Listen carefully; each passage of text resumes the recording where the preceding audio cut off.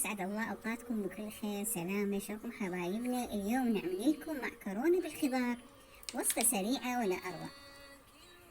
حبايبنا قبل ما تشوفون الخطوات لا تنسونا باللايك والاشتراك فضلا وليس أمرا. وإليكم الخطوات.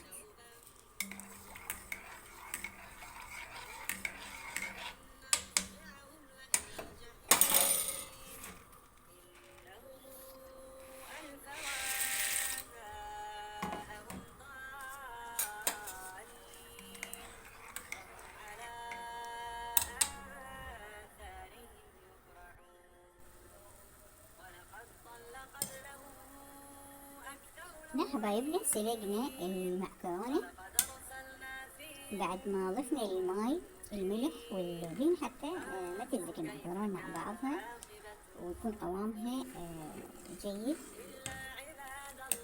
هنا نسلقها نتأكد منها، يعني انها نسلقها سلقة جيدة. بعدين راح نصفيها بالمصفاة. هاي الخطوات قدامكم.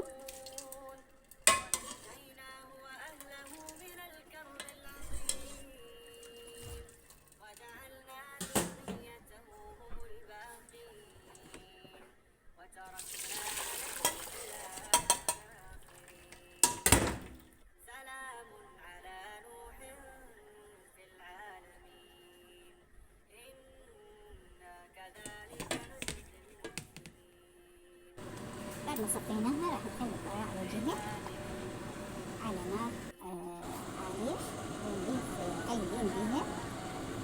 بعد ما يحمى راح نضيف هاي المكونات: الجزر، الطماطم والباذنجان. هقطع الباذنجان والطماطم قطعناها، والبصل والفلفل البارد قطعناه على شكل مربعات.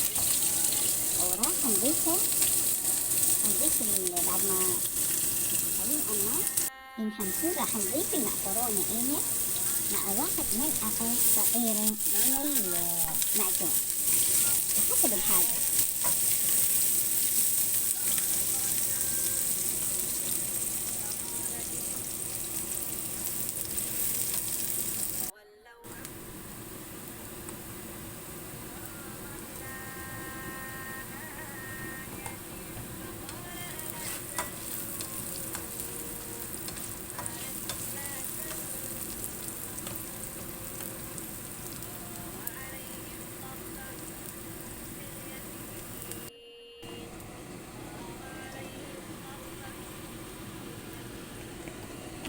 راح نضيف التوابل: الفلفل الحار والكركم، نضيف لها نكهة.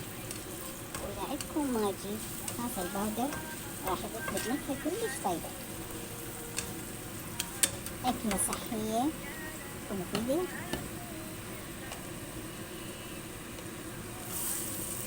راح نضيف السماوات ما قطعناها، الفلفل، البصل مالتنا، وراح نضيف الطماطم، ضفنا الجزر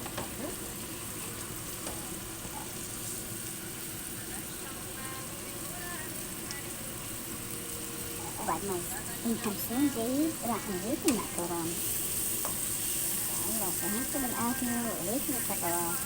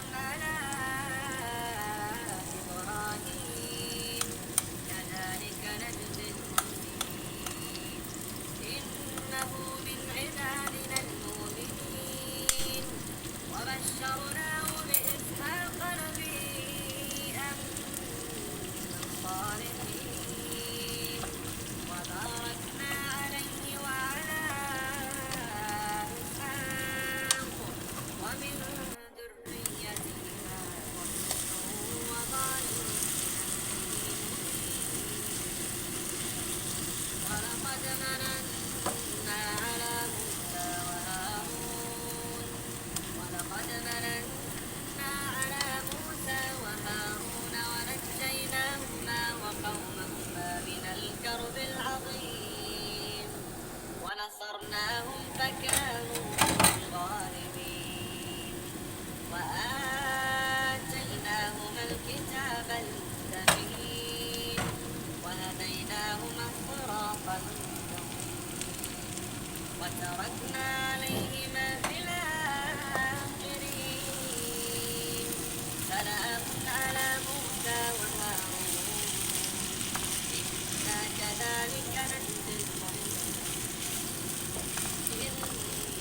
إنهما من عبادنا المؤمنين وإن إلياس لمن المرسلين إذ قال لقومه ألا تتقون وإن إلياس لمن المرسلين إذ قال لقومه ألا تتقون فتدعون بعلا وتذرون أحسن الخالقين الله ربكم ورب آبائكم الأولين فكذبوا فإنهم لمحضرون إلا عباد الله